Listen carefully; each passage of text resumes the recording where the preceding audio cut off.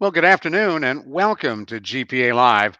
My name is Ron Aaron Eisenberg, and I have the privilege and honor of being the host and MC for these regular, every Saturday, virtual education series programs. We're produced by the Global Pain Association, and today's topic physical therapy and chronic pain. How physical therapy can help those struggling with chronic pain relieve some of that pain and get their lives back. Our special guests are students with the University of Incarnate Word School of Physical Therapy, and you'll meet them in just a couple of moments. But before we bring them on, and we're delighted to have them here, I'd like to ask Dr. Susan Blackwood to join us. Susan is the president and founder of the Global Pain Association, and she's behind the GPA Live series as well. And Susan, great to see you. It's good to be here. I don't know where this weather came from, but it was a pleasant surprise. But thank you Sunshine and again, cool. Ron, for always moderating this and having a great smile and enjoying what you're doing. And to the Eisenberg Group for producing this, because without your help since last May, we would not have been reaching about 70,000 different people that have been exposed to GPA Live. So we're excited. The board's excited. We're planning for the future. We've got a board meeting coming up on May 1st. These are all volunteers that want to help people find alternative ways to manage their pain. Well, tell us what your idea was when you put the Global Pain Association together. Well, we wanted a resource for people in the community that would be free and that we could find experts that would help them deal with their chronic pain, finding alternative ways, finding ways in which they could communicate with each other. And so we started a support group that we now have on the first and third Tuesdays of each month with the Warm Springs Foundation people helping us connectability. And we're thrilled with the response that we've had there. People really just need a chance to talk about chronic pain and find ways in which they can manage it. And we have a new support group as well for GPA warriors. That's pretty exciting. And the response has been great. Dr. Marianne Pinkston moderates that. She does it every first and third Tuesday. And how she finds the time to give so much of herself is just amazing. And the support group is free. Absolutely. Everything with GPA is free. And we couldn't do it without our vendors, our sponsors, our supporters. And we'll talk a little bit about how they can get more involved. And we'll do that toward the end of the program today. Susan, thanks for being with us. We'll pick you up right at the end of our presentation from the students from the University of Incarnate Word Physical Therapy Program. And we are delighted to welcome them.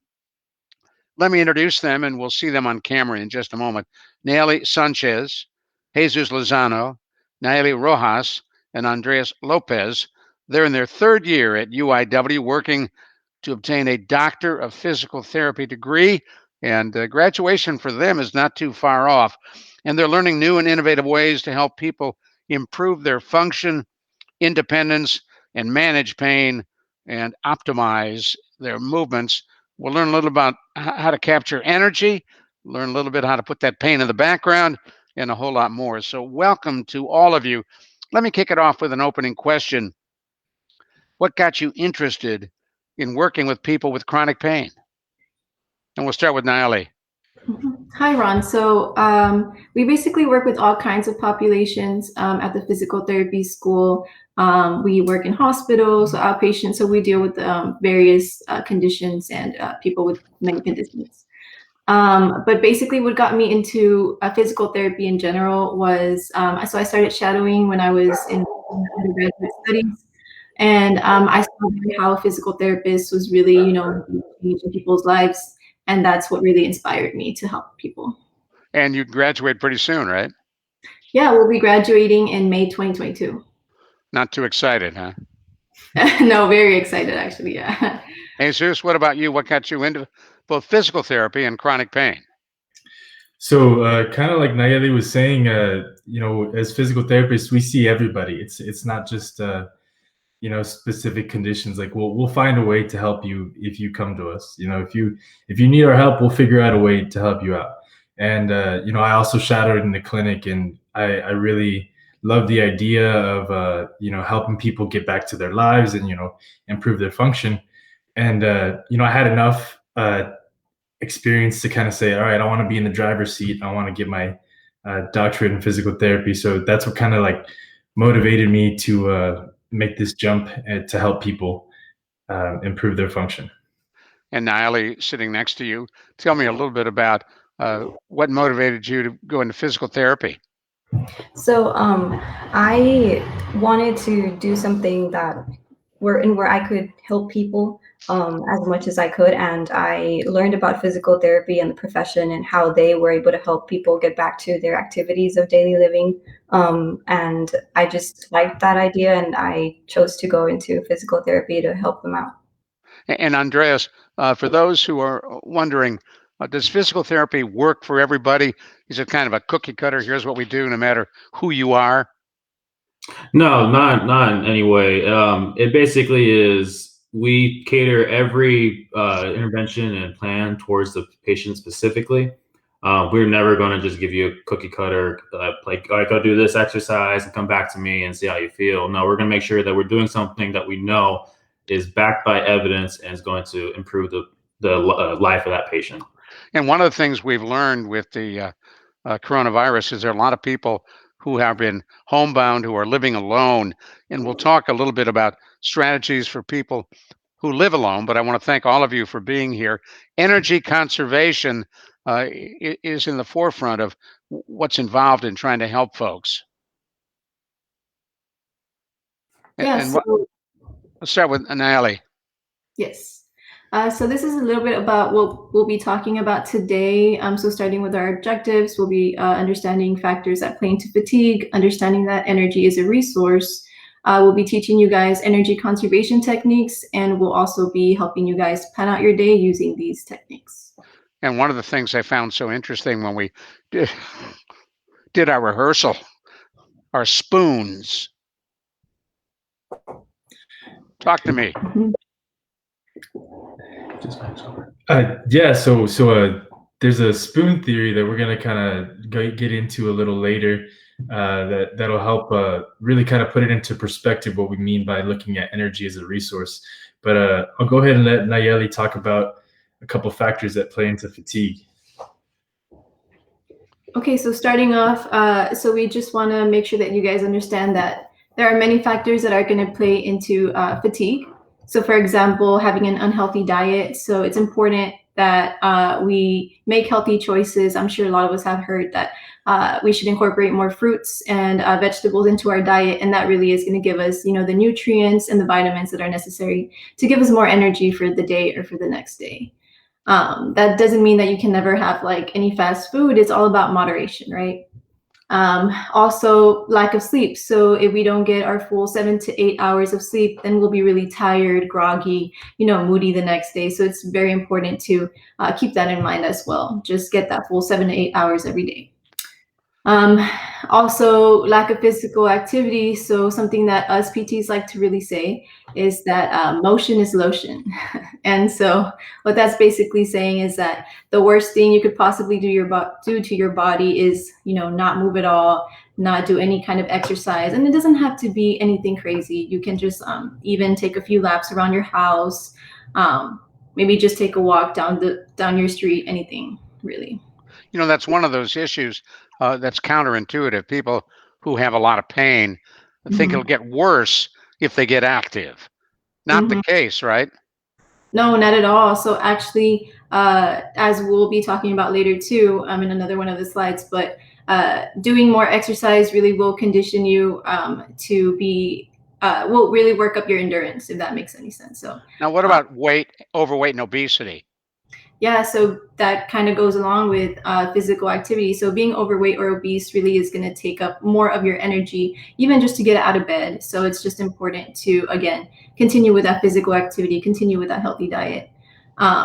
Also, periods of emotional stress can really play into fatigue, especially right now when we're all kind of going through these crazy, COVID times and everything. It's important to take time to de-stress, and whether that be by reading a book or meditating or taking a walk, anything that really helps you.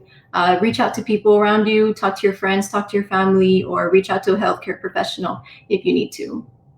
Also, a lot of people with various conditions take medications, right? So it's important to really know what you're taking and be informed that a lot of medications do cause some adverse effects. So for example, it might cause your stomach to be upset, it might cause you to feel groggy or sleepy. So just kind of understanding what you're taking and just knowing, having that education will really help you. And also, everybody has different medical conditions again, and so just making sure that you can everything about it. If you have any questions, you can always ask your PCP and your primary care physician, and make sure that you know how to manage it. That's really good advice. Now, before we jump to Jesus, I want to remind folks who are watching us on Facebook Live, Global Pain Association, or the GPA website, I'd love you to share this broadcast so that others will have a chance to see it. And all you have to do is on the page you're looking at, hit share and then spread it around so that others can join us as well. We thank you who are already commenting in our chat room, and we'd love to hear from more of you. Jesus, what about energy? Well, I'm glad you brought that up. I want to talk a little bit about kind of understanding your energy as a resource. Now, people may not think of it this way, but your energy, especially when you live with chronic pain, can be kind of finite in throughout the day. So I'm going to be talking a little bit about the spoon theory, which was developed by Christine Mezzarandino. She was having a dinner with her friend, and her friend just kind of dropped on her, "Hey, what is it like to live with lupus?" And so Christine, was a little taken back by that question. So with her quick thinking, she just grabbed what she could from the table, handed a bouquet of spoons to her friend, and said, "Okay, imagine now you have lupus." From there, she kind of walked her friend through, talked to her friend about when people are healthy, they expect to have a never-ending supply of spoons, meaning like a never-ending supply of energy. They can just kind of go throughout their day without giving it a second thought. So she had her friend hold the spoons and kind of talk her through a normal day. Like when you wake up, you have breakfast, you eat medication, or you take your medication, what have you. And she had to stop her friend throughout that story and remind her, like, okay, well, you woke up late because you couldn't sleep last night, so I'm going to take 2 spoons away from you. And you didn't eat breakfast because you were late for work, so that's another spoon. And then you had a rush to put on your clothes. All these things kind of like continually take spoons away from a person. So like imagine your energy, you start off at like a certain amount, and then throughout the day, all these things are just kind of draining you, for lack of better words.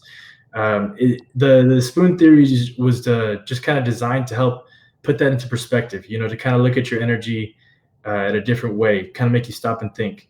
And that website at the bottom is her website. It kind of links you to the entire story if you want to take a look at that.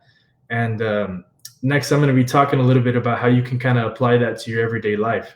I want to point out that "but you don't look sick" is what many people with lupus and others who are struggling with chronic pain literally don't look sick, right, Jesus? Yes, sir. Yeah, you're right. A lot of people, they just kind of like look at you at face value, and they're like, "Oh, well, that shouldn't be too hard," or why are you so tired, or why are you, this or that. They don't really take the time to understand that these medical conditions are really affecting their energy levels and their life. So if you're having a little trouble kind of understanding maybe where to start applying the spoon theory to your life, my friend Nayeli is going to be talking a little bit more about a journal, but I thought I'd kind of introduce it here. So you keep a journal or some kind of record of it kind of gives you an idea of how many spoons you have throughout the day. That's the idea behind this. So every time you perform a task, you kind of write down how you felt after it, how tired you were, something like that. And then as you do that over time, you're going to really get a good understanding of just how much energy you can use kind of throughout the day.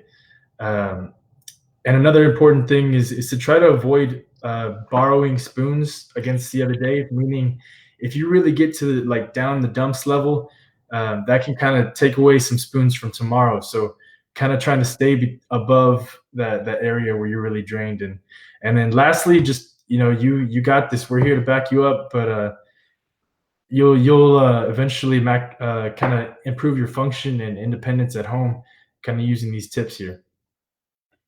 That makes a lot of sense.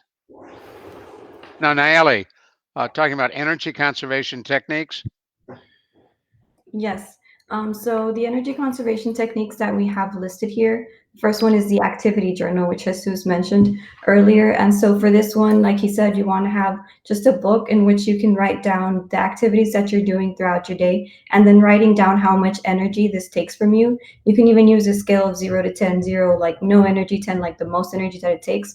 And this way you'll be able to plan your day. So you would want to do the activities that take up the most amount of energy at the beginning when you have the most energy, and then those that don't take up much energy towards the end, so that you can have a good amount of energy throughout the day. And then prioritizing activities. So you would want to make sure that you do the activities that are more important first. So say you have grocery shopping for the first day, for the day, and then you have cleaning the house for that same day. So you would want to prioritize your grocery shopping and then leave your cleaning for maybe another day. Then taking breaks. So we can go throughout our day without taking a single break, but this will have us, and you end up using up our energy like earlier in the day than if we were to take some breaks throughout. So you can take, say, 2 hours, or put an alarm for every 2 hours, and then every time that alarm goes off, take 15 minutes and then just sit down, take a break, or lie down. And this should be able to help you relax and save your energy or preserve your energy so that you can have enough to last throughout the whole day.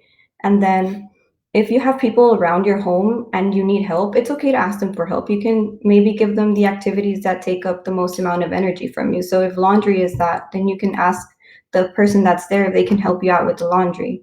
And that way you'll, again, save your energy for the other activities. Posture. So I know that a lot of us, as we're sitting, we tend to go into this slouched type of position, and actually being in this position causes our muscles to work double than what it should, or what they normally would, than if you were like sitting up straight. So being in if you're sitting down right now, pretend that you have a string that's going down through your body, right? And then grab that imaginary string from the top of your head and pull it up. And as you're pulling it up, sit up straight with your back straight, and then pretend that you have something in between your shoulder blades, and then squeeze that with your shoulder blades, and so that will help you bring your shoulder blades back and down. And this is the posture that you should normally be sitting in. That will help you save energy, and not just that, but it'll also help you be able to breathe a lot better than if you were in that slouched position. Exercise, you're probably wondering why exercise if we're trying to save energy, but people that exercise and are active most of the day have more levels of energy than those that are sitting down or not doing much throughout their day. So doesn't mean you have to go and start working for a whole hour or exercising for a whole hour. You can just do 5 minutes of walking outside in the morning, and then 5 minutes in the afternoon, and then 5 minutes at night. And that way you've got 15 minutes of exercise throughout your day. And then you'll slowly start seeing that increase in your energy. Stress management. So like Nayeli mentioned, it's important to make sure that you are doing something to help manage your stress, whether you go and reach out to a healthcare provider or just doing activities that help you relax and just clear your mind. So for me, what helps me is drawing, but everyone's different. So just find an activity that you really enjoy doing and do that every so often so that you can manage your stress. As for sleep, that is also very important, because if you don't get enough sleep throughout the night, then you're going to feel really tired the next day. So getting those 7-8 hours of sleep will really, really help you have a lot more energy than if you were to sleep a lot less. And now I'm going to let Andres help you plan out your day with these energy conservation techniques that we talked about. So like Natalie was mentioning earlier, it's really about planning your whole day out. So using Jesus's ideas and Natalie's ideas mixed together, you really have to plan out your day ahead of time by using a journal to just like write it down. What I do in the morning, what I do during the day, what I do at night, and then what I do for work and like house chores as well. And if you write out all those activities that you normally would do in a day, you can kind of get an idea. Okay, I know this takes more energy. I know this takes more energy, and then you kind of can prioritize what you really want to do. So ideas in the morning. So imagine you're getting up in the morning, you want to go grab your clothes and get dressed. Instead of worrying about getting up and walking to the closet and your dresser and trying to find clothes, I understand people think that doesn't take much, but actually people who have chronic pain, that takes a whole lot out of them. And I've heard of multiple stories, people saying that. So it actually would help to lay out the clothes the night before, close to your bed, so that when you get up, if you have to go shower, you can shower and then go back to your bed and sit down. And then you can lay out your clothes and just put them on while you're sitting down, so they're close by and easy reach. And later on, I'll mention some ideas for getting ready in the morning or for some chores. But imagine during the day, you're going to work, you get to your work and you realize you're kind of sitting in a weird position. Ergonomics is a huge factor that we need to incorporate into our whole day. So we need to understand that you need to have a good seat height, good chair height, good support for your back when you're sitting down. Make sure that you follow the posture ideas that Natalie mentioned. We like to have a little alarm on our phone sometimes. We put it every 15 minutes to do a little posture check, kind of sit upright, take good deep breaths. And then also planning the breaks in your day can help as well. Because you can actually, I have time between this activity and this activity to sit down and relax for 15 to 20 minutes. Chores wise, essentially you can always break down your chores to just be one thing or another.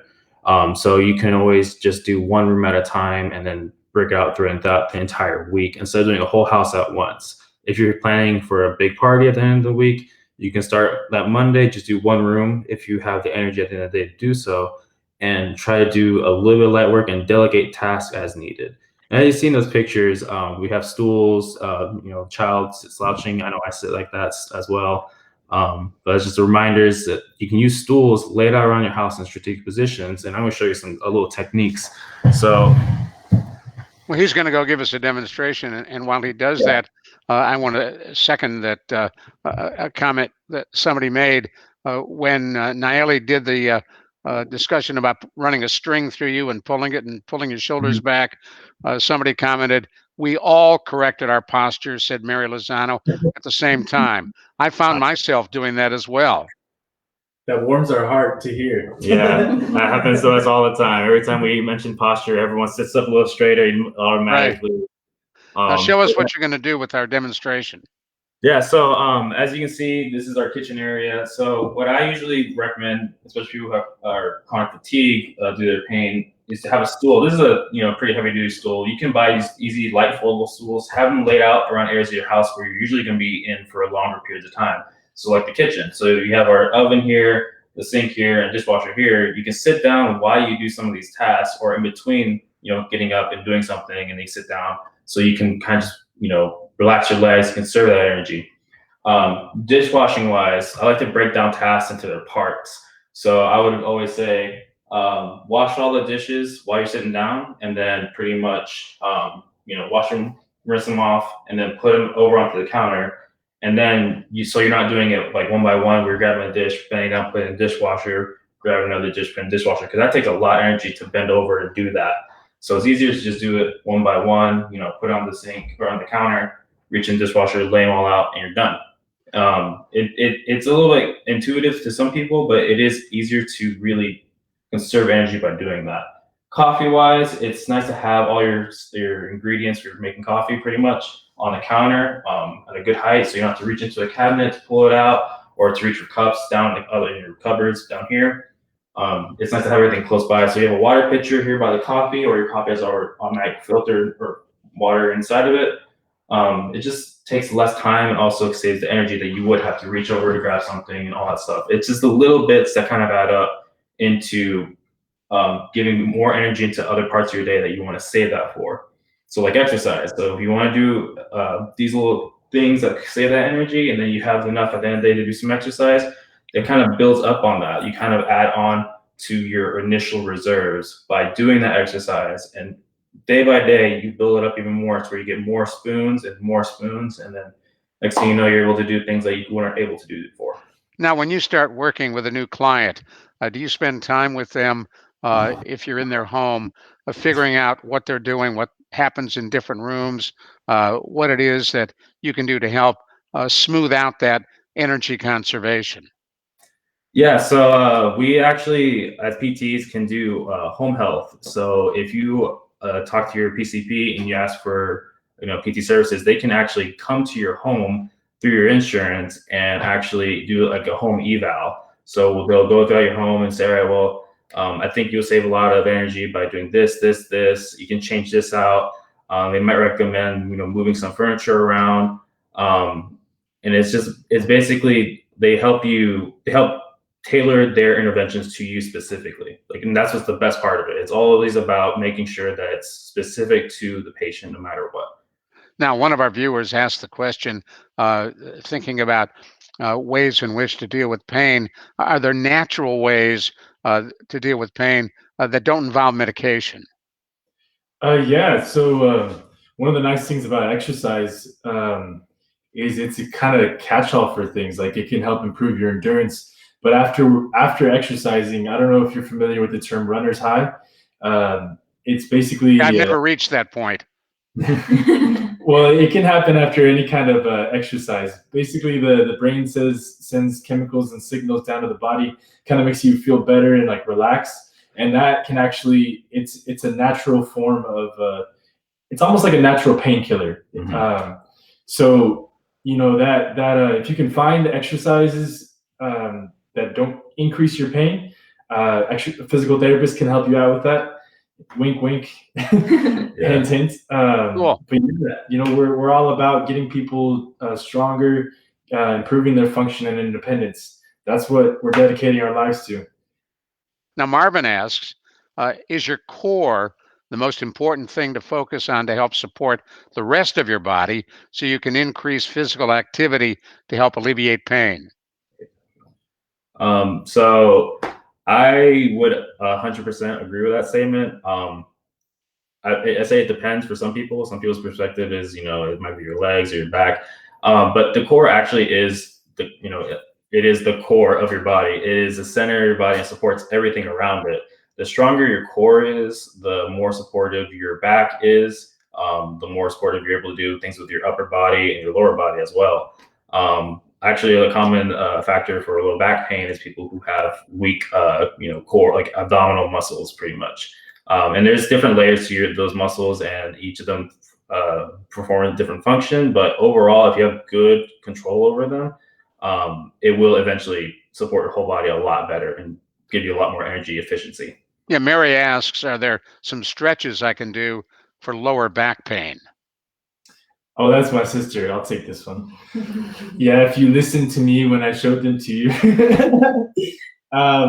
So it's kind of hard to very generalize a stretch to that, because back pain can happen for a number of different reasons. Yeah. Would be most proper is if I just said, talk to your physical therapist or your healthcare provider to see what's best for you. But there are general stretches that you can do, kind of like gently folding forward, or even like kind of reaching over to the side. Those kinds of things will help stretch out those lower back muscles. But as far as like what's causing the pain, you're going to have to talk to a healthcare provider to kind of get a better idea about that.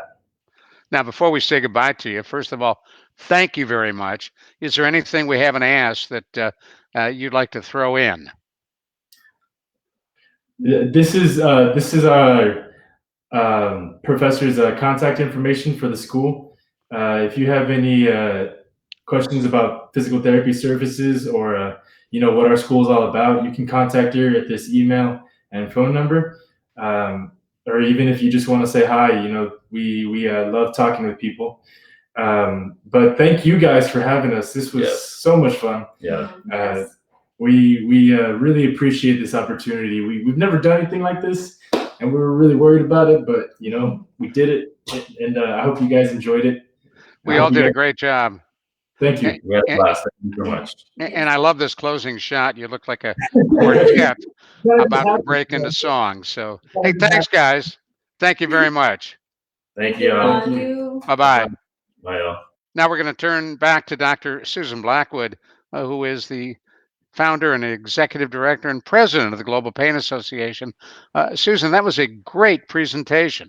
Amazing, Ron. I can remember like it was yesterday when I was talking to Professor Crocker about the students getting involved with the Global Pain Association. They are our future. They're the people that are going to be helping the people with chronic pain as GPA grows and extends itself. And so I was thrilled that they wanted to help. Another one of her class groups also helped with the support group on a Tuesday night. So they're getting some real firsthand experience. And of course, we're the ones that have benefited listening to this today. Now, tell us a little bit about how folks can get involved in the Global Pain Association. Well, Ron, we've been in existence for now almost 3 years, and we're not a household name yet, but we're trying to achieve that kind of visibility because we want to continue to help people and make things affordable and free and accessible. So we can only do that with the help of our sponsors, our suppliers, our vendors, our physicians that are involved, and people that make donations. So they can get on our website, globalpain.org/donate, as is on their screen, and no contributions too small. We need all that we can get. And we are so appreciative. Our sponsors are listed on our website. Our donors are listed on our website. So get on the website, look and see who has really made this a priority, and help us again. Anything else you want to add? No, just want to thank you and your lovely bride who produces this every Saturday. I know it's a big commitment under your time because this takes a practice during the week and a run through on Fridays. And then again, thank you to the students because I've heard so many good things about Incarnate Word and their physical therapy school. And now I'm convinced the quality and the kind of students that they're turning out. Well, that's cool. Susan Blackwood, thank you. What's up next Saturday, April 24th at noon, right here on GPA Live? Topic is AYA Cancer and Pain with colorectal cancer warrior Christina Johnson and with the founder of the AYA Cancer Foundation, Dr. Jaime Estrada. He's a pretty cool guy. Wait till you hear his story as well. If you've got questions you want asked, email them to info@globalpain.org. On behalf of the board of directors of the Global Pain Association, my wife, Gina Galaviz Eisenberg, our executive producer, who does a bang-up job on this show, thank you for joining us. Have a great day, everybody.